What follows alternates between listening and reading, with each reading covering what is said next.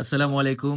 এই যে একটা চেক, এই চেকের টাকা তোলার জন্য যদি এই চেকের মালিক যিনি মানে অ্যাকাউন্ট হোল্ডার উনি যদি ব্যাংকের কাউন্টারে যায়, তাহলে এই চেকের উল্টা পাশে উনি এইখানে ২ টা স্বাক্ষর করবে। আর কোনো ব্যস্ততার কারণে উনি যদি না যেতে পারে তাহলে যাকে পাঠায় উনি কিন্তু এখানে ২ টা স্বাক্ষর করবে। এখন প্রশ্ন হলো যে, এই যে পিছন সাইডে চেকের কেন ২ টা স্বাক্ষরেরই দরকার হয়? এই ২ টা স্বাক্ষরের আসলে অর্থ কি? আমরা আজকে সেই বিষয়টা শিখব। এইটা বুঝার জন্য আপনাকে বুঝতে হবে যে, একটা সময় ছিল ব্যাংকে ম্যানুয়াল ব্যাংকিং হতো। মানে এখন যেমন কম্পিউটারাইজ সিস্টেম থাকে, কম্পিউটারের ভিতরে একটা অ্যাকাউন্ট হোল্ডারের যাবতীয় তথ্য অর্থাৎ কত টাকা ব্যালেন্স আছে, তার স্বাক্ষরটা কিরকম, অ্যাকাউন্ট খোলার সময় সেই বিষয়গুলা এক ক্লিকেই দেখা যায়। বাট একটা সময় ছিল ম্যানুয়াল সিস্টেমে একজন অ্যাকাউন্ট হোল্ডারের কত টাকা ব্যালেন্স আছে, সে কি ধরনের লেনদেন করছে সেটা বড়, বড় লেজার বইতে ব্যাংক কি করত? এটা লিখে রাখতো। হাতে, হাতে লিখে রাখতো। তো তখনকার সময়ে একজন ব্যক্তি যখন কাউন্টার থেকে টাকা তোলার জন্য একটা চেক প্লেস করত, তখন সাথে, সাথে তাকে আসলে টাকা দেওয়া সম্ভব হতো না। এই ক্ষেত্রে একটা চেক দেওয়ার সাথে, সাথে কাউন্টার থেকে তাকে একটা টোকেন দেয়া হতো। ধরেন যে একজন ব্যক্তি এই চেকটা নিয়ে ব্যাংকের কাউন্টারে গেল। তাহলে ক্যাশিয়ার কি করবে? তাকে একটা টোকেন দিবে। টোকেনের একটা নাম্বার আছে নিশ্চয়ই। সেই নাম্বারটাকে সে চেকের উল্টা পাশে লিখে রাখবে। ধরেন যে ৮০ নাম্বার টোকেনটা তাকে আজকে দিল। এখন আপনি যে টোকেন পাইছেন, এটা কিভাবে প্রমাণ হবে পরবর্তীতে? এর জন্য আপনি এই যে উপরের সাইনটা একটা সাইন দিবেন।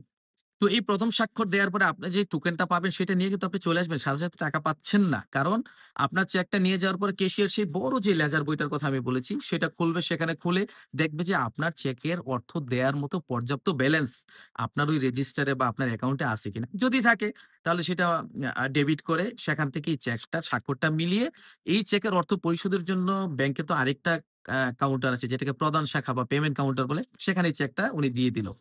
দিয়ে দেয়ার পরে আপনি একটা সময় যাবেন। গিয়ে ওই টোকেনটা যে টোকেনটা আপনাকে দেয়া হয়েছে, সেই টোকেনটা ওই কাউন্টারে আপনি সাবমিট করবেন ৮০ নাম্বার টোকেনটা।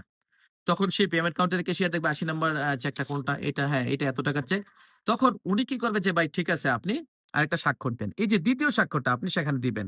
তখন ক্যাশিয়ার দেখবে যে যিনি এই চেকটা প্লেস করেছে, মানে যিনি এই চেকটা কাউন্টারে ১ম এ দিয়েছিল, উনার স্বাক্ষর তো এই ১ম টা। আর যিনি এখন টাকা নিতে আসছে উনি যদি সেই ব্যক্তি হয়ে যায় তাহলে ২য় স্বাক্ষরটা আর ১ম স্বাক্ষরটা একই স্বাক্ষর হবে এবং টোকেনটা যেটা সেই টোকেনটা তো আপনি পরিশোধ করবেন। তো এই সকল বিষয় যাচাই করে ক্যাশিয়ার আপনাকে আপনার টাকা বুঝিয়ে দিবে। কিন্তু বর্তমান যুগে একটা চেক যখন আমরা ব্যাংকে নিয়ে যাই, তাহলে কি আমরা ওই টোকেন বা এত পদ্ধতি অনুসরণ করতে হয়? করতে হয় না। এখন তো কম্পিউটারের সিস্টেম।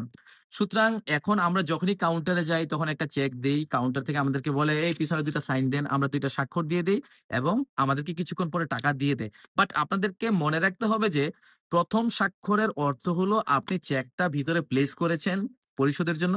আর ২য় স্বাক্ষরের অর্থ হলো আপনি টাকা বুঝে পেয়েছেন। এখনো যদি আপনাকে এই ২ টা স্বাক্ষর দেয়ার পরে কোন কাউন্টার থেকে টাকা ফেরত না দেয়া হয়, তাহলে ডকুমেন্টালি কিন্তু এইটাই প্রমাণ করে যে আপনি টাকা বুঝে পেয়েছেন। কারণ ২য় স্বাক্ষর দেওয়ার অর্থই হলো আপনি টাকা বুঝে পেয়েছেন।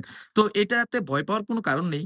কারণ ব্যাংক আপনাকে ওই ধরনের কাজ করবে না যে আপনি চেক দিয়েছেন, ২ টা স্বাক্ষর দিয়ে ভিতরে দিয়ে দিয়েছেন। বা টাকা না দিয়ে আপনাকে বলবে না যে টাকা আপনাকে তো দিয়ে দিয়েছি বা আপনি টাকা বুঝে পেয়েছেন। এই ধরনের ক্লেইম ব্যাংক করবে না। কারণ ব্যাংক শব্দের অর্থই হলো ট্রাস্ট মানে বিশ্বাস। আপনি তাদেরকে বিশ্বাস করতে পারেন। বিশ্বাস করে ১ম এই ২ টা স্বাক্ষর দিয়ে দিতে পারেন। কোন সমস্যা নাই। এছাড়া ব্যাংকের ভিতর পুরোটা তো সিসিটিভি ক্যামেরার আওতায় আছেই। সুতরাং কোন অফিসার এটা বলেও সে যে আসলে এটা প্রমাণ করতে পারবে যে আপনাকে টাকা দিয়ে দিয়েছি। আপনি যদি ক্লেইম করেন বা অভিযোগ করেন তাহলে কিন্তু সে অবশ্যই এটা নিয়ে ঝামেলায় পড়ে যাবে।